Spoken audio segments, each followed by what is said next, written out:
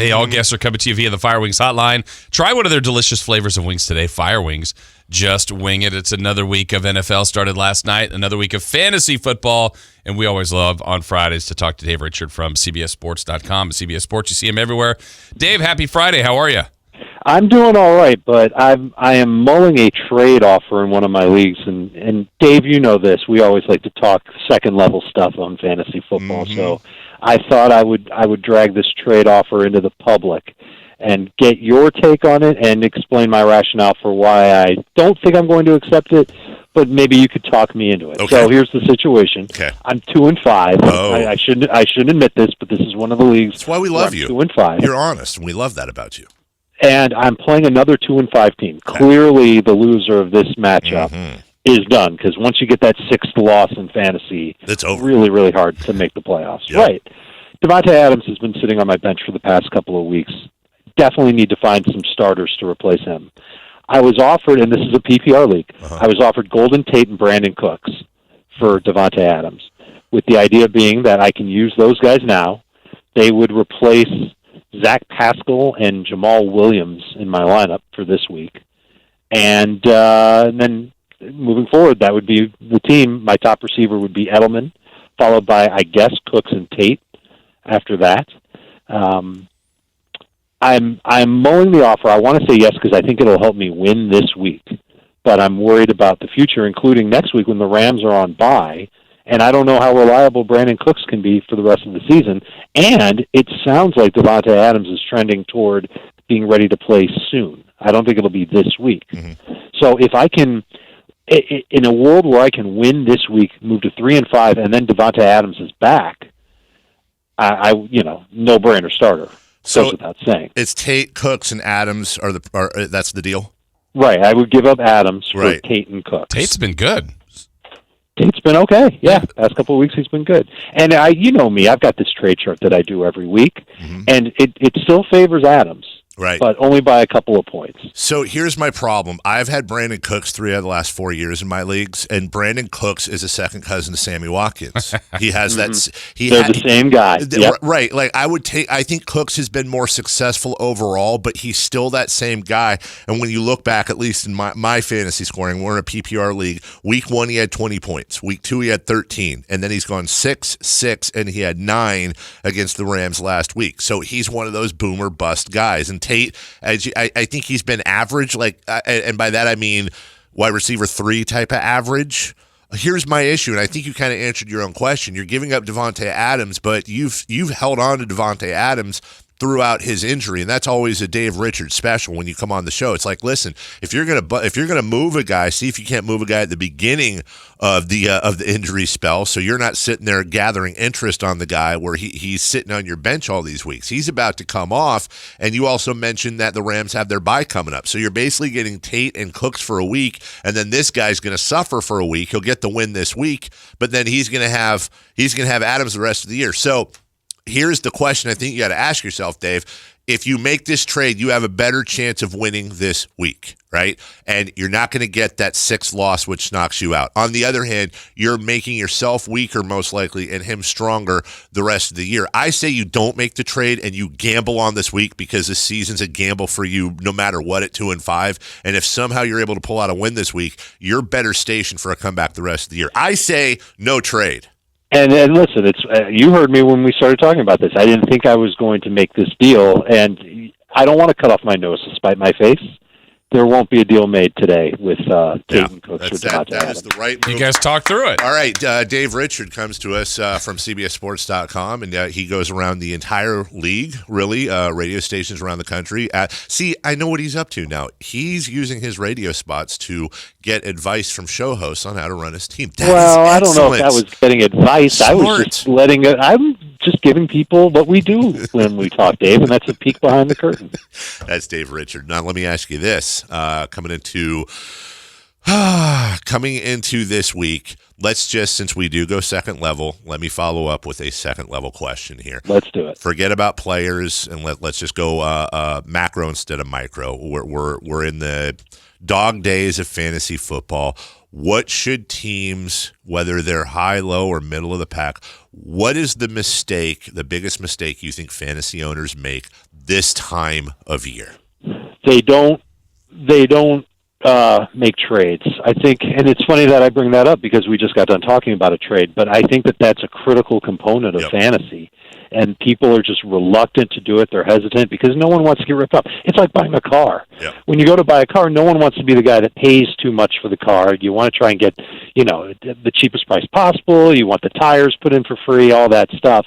And no one wants to get ripped off. No one likes feeling like they're going to get ripped off. That's why I created a trade chart in the first place, so people could have something to look at and they can say, all right, here's somebody who I think I know what I'm doing. I don't know, but here's what my evaluation is of players and what they'll be for the rest of the way, provided that there are no injuries or anything crazy like that could befall them. So be open to a trade. And in a situation like mine, 2-5, you need to trade one of your best players to get some good starters that can help you push yourself to a 500 record. And if you're 5-2 or better, you want to acquire those studs, giving up some of the depth on your team.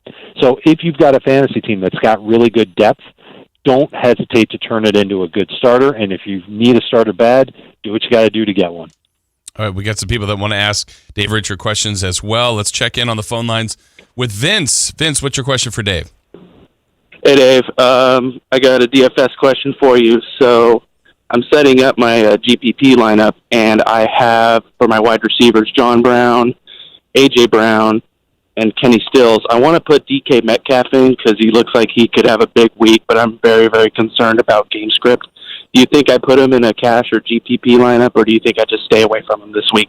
Thanks. He is GPP only because of his boomer bust nature. And just to give you an idea of how reliable or lack thereof DK Metcalf has been, he's had 9 red zone targets this year. He's caught none of them.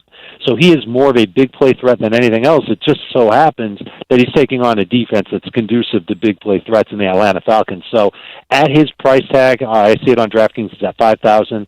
I think he's only for tournaments. I would rather go with DJ Moore, who's 100 less, and Kenny Stills is going to be super popular. You're talking about a guy who's at 4,700 and has an amazing opportunity against the Raiders. I was just talking with our buddy here, our director of video, Michael Kaiser. He told me that Kenny Stills is going to be the most owned player in DFS this weekend across all positions. Wow. Really? Because of the Raiders? Wow. Because of the opportunity, because of his improved role, because Will Fuller's not going to play. Right. And because the Raiders, A, they're not a great pass defense to begin with. B, they traded Conley, who wasn't getting the job done for them, to the Texans, and they're replacing him with Trayvon Mullen. So, and I would be stunned if Trayvon Mullen is assigned DeAndre Hopkins in what amounts to his first NFL start. So Stills is going to see a lot of him. And I think that that's an exploitable matchup that the Texans can go after. So if you're a guy that has Brandon Cooks, Taj Boyd, and Nick Chubb in his 2 wide receiver and flex spots, but Kenny Stills he just picked up yesterday is on his bench, you probably move put him in. Stills. Huh? Yeah, move him in. But here's the thing, dude, and obviously I'm joking, it's me, but Nick Chubb against New England, is it possible that I sit Chubb for Kenny Stills? I think in a PPR league you could think of doing it, but you'd have to have some pretty deep guts in order to do something like that, because the one component of that Browns offense that we've seen do well, good matchups, bad matchups, it's Nick Chubb. And I'm positive the Patriots are going to be focused on trying to limit him, but they're also going to be focused on Odell.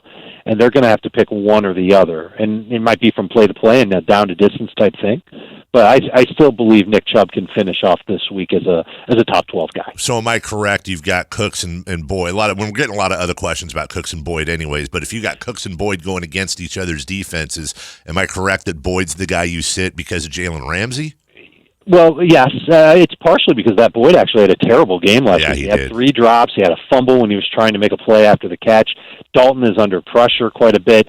And it's not like Jalen Ramsey is going to follow Tyler Boyd when he lines up into the slot. Right. But Boyd is still, when he plays on the outside, he's been playing a little bit more on the outside this year, he will see Jalen Ramsey then. And it's just a difficult spot. The only thing that's in Tyler Boyd's favor is targets. He gets double-digit targets almost every single week. So with that being the case, he can fall into some pretty good production. He can have a 6 for 80 type game. You get 14 PPR points out of him. You go, all right, that's not so bad. But there are some other receivers that seem to have more upside than Boyd. Dave, what about the impact? What do you think the impact will be for Emmanuel Sanders as a 49er in fantasy? I think it's a positive. I think the Niners brought in Emmanuel Sanders to be their number one receiver. I think Kyle Shanahan recognized that there was a weakness in the offense, and they needed to add somebody who knew the offense, first of all, and it's a system it's the exact same system that Denver has. So it's going to be a piece of cake for Emmanuel Sanders to learn it. And he's versatile. He can line up inside and outside. Now, don't get me wrong, the 49ers are still going to be a team that's focused on the run, and George Kittle is going to be the focal point of the passing, but Sanders is going to be right behind Kittle in that regard, and I think he slots in ahead of Pettis, Debo, Marquise Goodwin. He's certainly a healthier option than them. And for a guy who tore his Achilles last November, December, and now he's back looking the way that he is, I think it's a great improvement, and I think he's got a chance to be a low-end number 2 receiver the rest of the way in fantasy. Dave Richard joining us. And yeah, I think that's got to be at or near the most popular questions you've been getting is all about Emmanuel Sanders. Here's another one I keep seeing pop up, JuJu SmithSchuster. A lot of people frustrated with him. What do you do? Well, let's take it week by week first, or I guess I shouldn't say week by week. Let's just take it for this week first, and he's got the Dolphins this week. It's a really good matchup for him. Wouldn't be surprised in the least if he has one of his better games this year. And we've seen him connect with Mason Rudolph before, so there's a chance for him to do exactly that. But the rest of the season, it's a huge question mark. There are some difficult matchups remaining for him, including Week 15, home against Buffalo. Ultimately, I think JuJu SmithSchuster is good as a number 2 fantasy receiver, not as a number 1. The value that you draft him at, he's not going to deliver to that. But he can still, he should be able to get good target share and a lot of catches in games where they're not going to be able to run the ball. And that's what I see with their schedule. They've got the Colts, their run defense is improving. They've got the Rams, their run defense is good. Buffalo, like I said, the Jets front 7, assuming that they don't trade everybody, could end up being really difficult to run on in Week 16. So Pittsburgh's going to need SmithSchuster. And I can't help but wonder if they try and let Mason Rudolph off his leash a little bit against the Dolphins. It's an easy opponent for him to get comfortable against and for him to throw downfield against. And I wonder if Mason Rudolph, sneaky fantasy play for sure, and maybe that helps JuJu SmithSchuster. They develop some chemistry in this game, and it pays off moving forward. All right, another question from the phone lines. Jeff, you're on with Dave. Jeff, what's your question for Dave? Brandon Cooks, Dede Westbrook, Darren Waller, or DJ Moore. I need 2 of them. So I don't see how you get away from Darren Waller at this point, and I like the outlook for DJ Moore a little bit more than Dede Westbrook. Westbrook's banged up right now. The matchup against the Jets, he'll actually have a tough draw at cornerback with Brian Poole. DJ Moore can continue to get a lot of targets. He's had 8+ each of his last 2 games. We've seen 3 receivers get at least 7 targets against the 49ers. They've put up good numbers in fantasy, and I think that the Panthers' run game, this will sound funny because Christian McCaffrey's been so good, I think they're going to have a hard time running the ball against the Niners, and it means that there's going to have to be a spread passing attack, get the ball out quick. Kyle Allen's going to have to throw quick. I think volume will be DJ Moore's friend. I think he's a great play in DFS because his price is so cheap, and I think he can come through in a non-PPR, can get you a minimum of 8 points there. Does it bother you that you missed the boat on Darren Waller after everyone was telling you to draft him? And yeah, a huge mistake, I guess. We talked to him this week on our show. Did you? We did. Please tell me on. Did you tell him you had the hashtag before the draft Darren Waller? What was it? Draft Darren Waller in the 7th round or something? I didn't tell him that, but he knows it. And more importantly, he was very cool. Talked about how he gets ready for his matchups. Talked about how he's improved this year, and he talks about how he was in a somber mood when we talked because they were coming off of a loss. He has this huge game, and we think, oh yes, that's amazing for fantasy. And then you have him on, he goes, yeah, but we lost the game. His job is to help the Raiders win, and they ended up losing. So one of these days he wants to have a big game like that and help the Raiders win. I don't think it'll be this week against Houston. It could be another game where he has some big numbers and the Raiders just come up short. Because of, I was thinking about this the other day, Dave, because of the uncertainty with the injury at quarterback for Jacksonville, of the players that have emerged really just this year, is DJ Chark at or near the top of your keeper rankings so far? Well, outside of the obvious stud receivers, sure, he's moved up a lot, and he's still a number 2 receiver this week against the Jets, and a lot of it has to do with Gardner Minshew, and we haven't quite seen it the last couple of games, but downfield shots, end zone targets, he was a security blanket for Minshew. And now Minshew is starting to develop some rapport with Dede Westbrook, and you've seen Westbrook the last couple of weeks start to catch the ball more and play a little bit better. I think both of them are right on that number 2 receiver list now. And when you talk about Chark long term, we think maybe Minshew's got a chance to be the starting quarterback for Jacksonville moving forward after this year, but they need somebody who's an aggressive passer downfield to work with Chark because he's got just this amazing size, speed, quality. And if he takes that next step in his third year, we could be talking about a number 1 fantasy receiver in Jacksonville. Another one on the phone lines for Dave is Javier. Javier, what's your question for Dave Richard? How you doing, Dave Richard and Carmichael Dave? So I'm in a 12-team league, very competent players I'm with. I have Lockett, DJ Chark, Sterling Shepard, Chubb, Devontae Freeman, all my lineup. But I have Sterling Shepard out this week, and I have no receiver that I can put in right now because Fuller's hurt and Marquise Brown's on the bye. Between the players available that are, within reason to pick up for the waiver, Geronimo Allison and Lazard, I'm 5-2 trying to keep my ranking in the actual league. Where should I more or less go with picking up either of them? And between the 2 players I have to drop will be Damian Williams and Tariq Cohen. I'm trying to more or less understand who I should drop to pick up one of them receivers.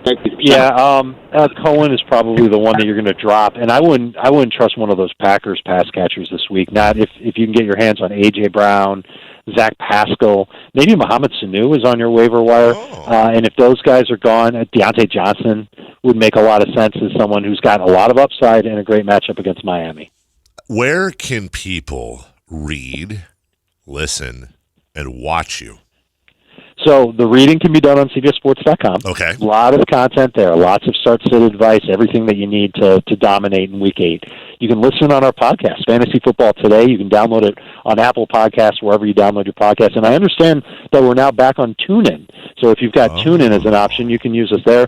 And in about an hour, I'm going to get my voice right, and we're going to be live on CBS Sports HQ. That's our 24/7 live sports streaming channel, where you can get sports news, highlights, smart analysis, everything to be a better sports fan. And we're going to talk fantasy football and a lot of DFS in the next hour. That starts at 9 a.m. your time on CBSSports.com. So we're turning down the Adams trade, though, right? That's what we decided It's already been turned down. Okay. I did it while we were on the air. You know what? Problem solved. He's the smartest. Yeah, there you go. Well, Dave, thank you so much for joining us. Best of luck this week, and we'll talk to you next week. Gentlemen, good luck in your leagues. May the force be with you. See you, buddy. The Drive.